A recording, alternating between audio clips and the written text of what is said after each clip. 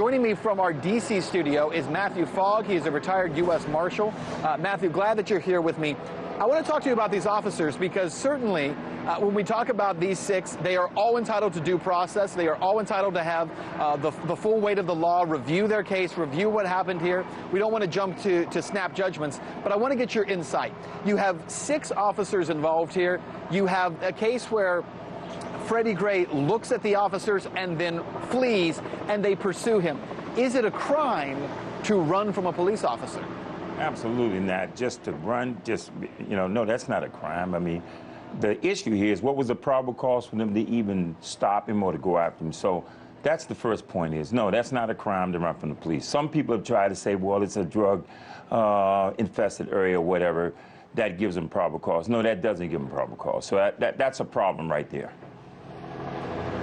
Well, and when you talk about that, because that's a really broad brush, isn't it, to say, well, because I saw you in an area that's crime-infested or drug-infested, I can stop anyone at any time. But isn't that essentially what stop and frisk is? That's exactly right. But again, once again, what was the probable cause for them to track and run him down, and then what happened after that? The key here is when I look at everything and when I look at what happened is once the guy was injured, whatever it was, they should have called for emergency equipment to come in and look at this man. That's the first thing we're trained is whenever you think you've got a person that's injured, call for the emergency units to come on the scene and to be able to look this person over, because that covers us in liability to make certain something isn't going on. So that wasn't even done. And on top of that, the man is yelling, screaming, hollering that he's obviously in pain.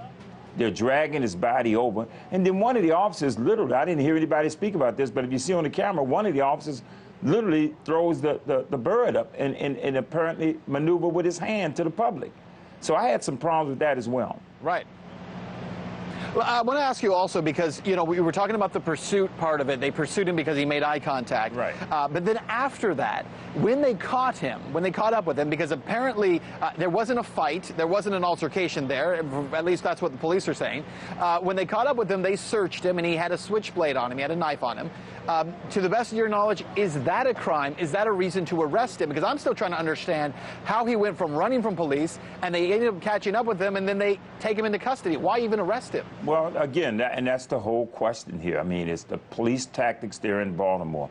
I worked with law enforcement officials about 10 years ago, maybe even less than that, about the same problems that they were having over there in Baltimore.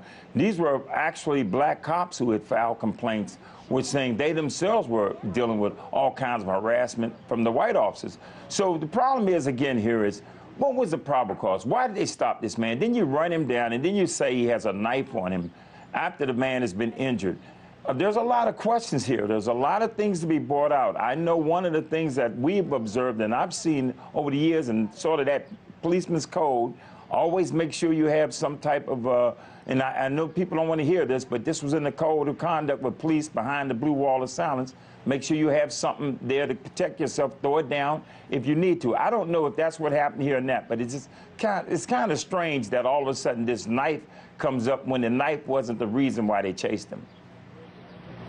Right. It seemed to have nothing to do with it. It was almost secondary. The other thing I wanted to ask you about is the fact that early on, when the police commissioner was talking about this, he said that Gray was arrested without incident. And yet you have a young man who clearly on the video that was taken on cell phones is injured. Clearly he's in pain. That's right. He's taken into custody. He soon goes into a coma and then shortly afterward dies. How can you say that he was arrested without incident? What is the public supposed to make of that kind of a statement? That's right, and that brings into question because we're sitting right there watching the video where we can see the man is injured, we can see he's in pain, he can hardly use his legs. They're saying that, hey, well, when he got up on the wagon, the back of the police wagon, he appeared to be standing. We're not medical doctors. We don't know. His back could have been severely damaged then. I know one of the techniques that a lot of officers use when they jump out on these guys is the first thing you do is you throw your knee into that back as hard as you can, into that neck. They press that head down onto the ground. We look at what happened with Eric Garden up in New York. When we look at the man that was, I think was out in Arizona, we saw how the police was mashing his head into the ground. It's always this sort of technique of going for that head and that neck and that back. That is something that I have seen in law enforcement and dragnet operations that I've operated around the country. That I've seen officers do that often, especially with young black men.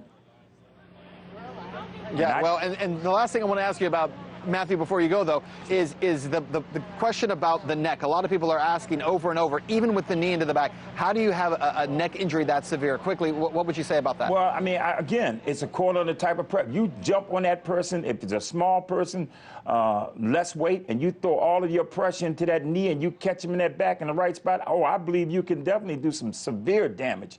Even if it wasn't to the extent that what it was finally when they put him in that van and all the other movement. That's why in football players and everywhere else, when you have athletic injuries, the first thing they do is they control that neck. They put you in a brace. They make sure you are stable. You don't move anymore because you can definitely bring more injury to an individual.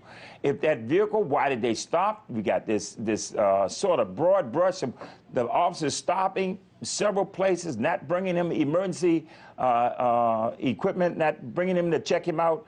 There's some real law enforcement problems with this situation here. All right. Well, Matthew Fogg, retired U.S. Marshal, thank you so much for your insight on this. Appreciate it. Thank you.